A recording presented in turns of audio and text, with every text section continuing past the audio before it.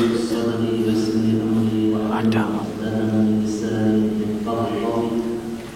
قالوا سبحانك لا علم لنا إلا ما علمتنا إنك أنت العليم الحكيم. Astagfirullahaladzim dan la ilaha illallah la hawla wa la quwwata illa billah. Hadirin yang dirahmati Allah, assalamualaikum warahmatullahi wabarakatuh.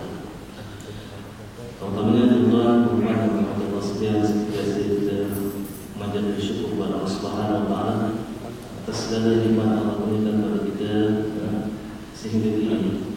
Dan kita cuba sedaya upaya kita tuan-tuan dan puan-puan sebagaimana yang disebut oleh Allah SWT dalam Al-Quran, fattaqullaha mastata'tum. Bagaimana fattaqullaha mastata'tum, wahai manusia, berusaha untuk taat kepada kami sedaya upaya kami. Dengan nikmat Allah bagi kepada kita tuan-tuan dan puan, cuba kita hari ini tanamkan keazaman dan cakap pada diri kita, betulkan mindset kita. Apa mindset kita? Mindset yang letak yang duduk dalam pemikiran kita. Dan mindset dan betul mindset adalah kita punya words, perkataan kita. Itu mindset yang kita cakap dalam hati kita. What is the best mindset? The best mindset is la ilaha illallah. Dan itu sebab Allah SWT alam tara kayfa darabullahu masalan kalimatan thayyibatan kasyajaratin thayyibatin asluha thabitun wa far'uha fis sama'. Tidak kamu lihat bagaimana Allah membuat perumpamaan kalimatan thayyibatan, the best word. Okay, kenapa Allah perkataan kalimat? Because the whole of our life is ours. Semua kita punya kehidupan kita bermula dengan perkataan. Okay, dalilnya kalau kita tengok dalam hadis Bukhari Muslim, okay, hadis yang pertama Allah sebut innamal a'malu binniyat. Sesungguhnya setiap perbuatan itu dimulai dengan niat. Apa itu niat? Niat ini adalah kita punya perkataan yang kita sebut dalam hati kita. Okey, yang kita azamkan untuk kita lakukan terkalinya dan ialah perkataan. Terus Allah kata, kami bagi perumpamaan kalimatan thayyibatan, the best words. Perkataan yang baik adalah kasyajaratin thayyibah, seperti pokok yang baik. Asluha, apa dia asluha? Asal dia, akar dia. Pokok dalam tanah. Wa far'uha, wa far'uha dan cabang-cabang dia naik sampai ke langit. Itu kalimatan thayyibatan itu apa dia? La ilaha illallah. Jadi perkataan la ilaha illallah sekarang disebut dalam zikir kita, okey. Tapi sebenarnya bagaimana saya beritahu dahulu, kita kena memahami benda itu secara praktikal. Bila kita kata la ilaha illallah hari ini, apa yang kita maksudkan bahawa kita nak cakap kepada Allah, tidak ada perkara yang sangat penting dalam diri kecuali Allah. Itu yang kita nak cakap pada diri. Dan bila kita sebut dalam perkataan kita, tidak ada perkara yang paling penting hari ini kecuali Allah. Maksudnya adalah, maknanya setiap aktiviti saya hari ini, saya maksudkan Allah, saya akan buat ikut peraturan Al-Quran dan Sunnah. Itu maknanya perkataan la ilaha illallah. Bukan setakat kita berzikir tuan, kita ambil tasbih, okey, kita kata la ilaha illallah, la ilaha illallah, la ilaha illallah. Itu setakat kita sebut di mulut. Okey, tetapi keimanan itu bukan di mulut tuan. Keimanan ini dia dengan mulut, dengan hati dan dengan perbuatan. Jadi bila kita sebut la ilaha illallah, kita bertasbih dalam hati 100 kali, 1000 kali dan sebagainya kita zikir. Okey, kita kena memenuhi tuntutan zikir kita tu. Sebutan kita tu. Kita sebut bahawa tidak ada perkara yang lebih penting hari ini kecuali Allah. Okey. Dan apa maksud tidak ada perkara yang lebih penting kecuali Allah? Kehidupan ini adalah semuanya kumpulan aktiviti. The whole of our life are activities. Jadi kita nak memastikan bila kita sebut la ilaha illallah, setiap aktiviti kita itu mesti kita buat kerana Allah, mana ikhlas kerana Allah dan mengikut peraturan Al-Quran dan Sunnah. Itu maksud la ilaha illallah. Jadi kita mohon daripada kita cuba kurangkan dalam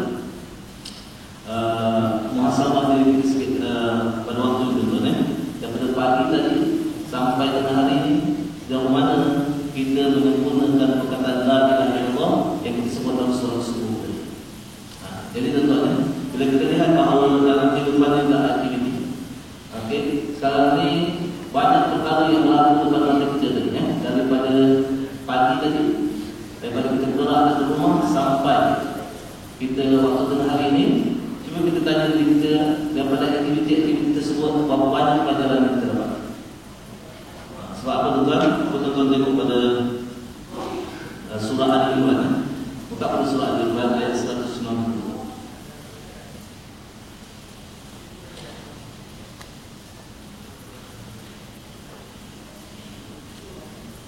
Pada ayat 190 sebenarnya Allah kata inna fi khalqis samawati wal ardi wa ikhtilafil laili wan nahar la ayatin li ulil albab. Surah Al-Imran juzuk yang keempat surah yang ketiga. Rasulullah dalam penciptaan langit dan bumi, silih bergantinya siang dan malam. Allah sebut la ayatin. Apa makna la ayatin? Kata ayatin dalam bahasa Melayu itu sebab kalau tuan-tuan tengok dalam terjemahan dia kata dia menjadi bukti tanda-tanda kekuasaan Allah bagi orang-orang yang bijaksana. Jadi sekarang tuan-tuan, apa maksud saya? Pertama sekali penciptaan langit dan bumi. Apa itu penciptaan langit dan bumi? Silih berganti siang dan malam. Dia banyak perkara yang kita dapat lihat dan banyak peristiwa yang kita dapat lihat. Okey, dalam penciptaan langit dan bumi kita tengok langit, kita tengok tumbuh-tumbuhan, kita tengok manusia, kita tengok diri kita. Kalau kita tengok diri kita, kita nampak. Cuba tanya, kita tengok diri kita, kita nampak. Tengok mana cermin kan? Apa nampak? Kadang-kadang kita tengok gambar kita hitam lagi, apa juga? Bila kita tengok diri kita dalam cermin tu kan, kita tengok gambar kita hitam, kita nampak. Mungkin air masih muda. Itu yang kita nampak. Apa lagi yang kita nampak? Apa yang kita tengok pada diri kita tuan-tuan? Kadang-kadang kita tengok badan air nampak dan naik sikit. Apa lagi? Muka air yang handsome. Itu saja yang kita nampak. Kalau itu saja yang kita nampak, kita tidak dapat lagi. Jadi Allah kata pada diri kita boleh tengok. Kalau kita tengok, apa lagi kita tengok? Kita tengok langit. Apa kita nampak? Kita nampak awan, kita nampak warna biru. Itu saja yang kita nampak. Kalau itu saja yang kita nampak, kita tidak dapat lagi. Apa lagi? Pernahkah ada pengemis ataupun apa dia panggil? Orang minta sedekah datang rumah kita. Apa yang kita nampak? Apa yang kita baca? Dia masuk ke dalam gate kita tuan-tuan, kita tengok. Baca skrip itu bila orang minta sedekah masuk ke gate. Skrip yang pertama, satu lagi. Skrip yang kedua, minta sedekah lagi. Skrip yang ketiga, tanpa sedikit. Kalau tuan-tuan cakap pada itu, tuan-tuan tidak dapat. So apa yang dikatakan tuan-tuan dapat? Apa lagi satu contoh? Tadi sepanjang tuan-tuan datang ke dalam perjalanan, ada siapa-siapa nampak aksiden tak? Ada? Malam saya tanya dekat Medan, ada seorang kawan tu nampak aksiden. Lori langgan lori. Apa yang kita baca dari aksiden? Wah, teruk aksiden tu. Yang kedua, macam mana dengan duit penumpang? Yang ketiga apa? Ini mungkin lalu-lalu kita tidak dapat. Macam mana nak dapat pelajaran? Kalau tuan-tuan nak dapat pelajaran dalam semua peristiwa yang Allah sebut tadi, dalam penciptaan langit dan bumi, silih berganti siang dan malam, Allah kata la ayat. Dia jadi bukti tanda-tanda kekuasaan Allah bagi orang yang berakal, bagi orang yang dipanggil ulul albab. Siapa ulul albab? Guru mana? Saya dah beritahu tak mana guru? Guru mana? Guru yang maknanya yang mempunyai. Al-albab. Al-albab. Tuan-tuan nak kata albab apa dia? Ahmad albab. Maknanya lebih mudah kita belajar bahasa Arab dengan cerita orang ini. So maknanya yang mempunyai pintu. Ulul albab itu maknanya yang mempunyai pintu. Apa maksud yang mempunyai pintu? Kenapa Allah sebut ulul albab itu yang mempunyai pintu sebagai orang yang biasa? Sebab pintu itu tempat masuknya. Pintu itu tempat masuknya. Jadi Allah kata dalam semua peristiwa itu hanya ulul albab sahaja. Orang yang mempunyai pintu sahaja yang akan dapat pelajaran. Katakanlah ayat itu tanda-tanda kekuasaan Allah maknanya apa? Bila kita lihat setiap peristiwa itu kita akan nampak kebesaran Allah. Contoh tuan-tuan, ambil contoh tadi kita tengok aksi. Okey. Okey, macam mana nak dapat pelajaran? Pertama sekali apabila kita tengok aksiden, pelajaran yang kita akan terus kita dulu. Mindset kita dulu. Mindset kita mesti apa? Dan kali kalau kita tengok aksiden, apa perkataan pertama yang mesti keluar dari mulut kita? Cakap alhamdulillah. Fadhkuruni adhkurkum. Tuhan kata, kalau kamu ingat aku dalam semua peristiwa yang berlaku depan mata kamu, aku akan ingat kamu hadis. Dan aku akan beri pelajaran kepada kamu. So apa pelajaran tadi? Fadhkuruni adhkurkum. Kamu ingat aku ingat kamu.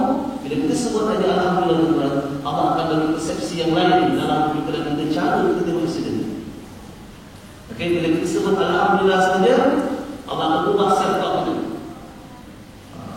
Allah kata, wa may yu'min billahi yahdi qalbah. Siapa yang beriman kepada Allah, Allah akan pandu hati dia. Apa maksud pandu hati dia? Beri dia punya persepsi yang betul. Apa persepsi betul? Sentence yang betul dalam dia punya self-talk. Bila kita cakap alhamdulillah, apa yang Allah akan beri? Sama sekali kita kata, okey, terima kasih ya Allah atas keselamatan yang kamu bagi kepada aku sepanjang-panjang perjalanan itu.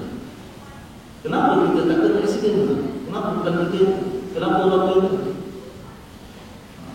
Kalau tanya pengalaman kita, kalau bawa kita pernah aksiden tak? Atau pasal aksiden tak? Kadang-kadang kawan tanya ini, saya dalam aksiden. Pasal? Sebab saya pemandu yang milik. Bukan sebab kita pemandu yang hikmah kita jalan aksiden. Sebab kita jalan aksiden sebab apa? Sebab Allah masih melihara. Jadi setengah jam tadi kita buat kereta tuan-tuan, kita tengok insiden. Pertama sekali kita akan nampak nikmat Allah pada kita.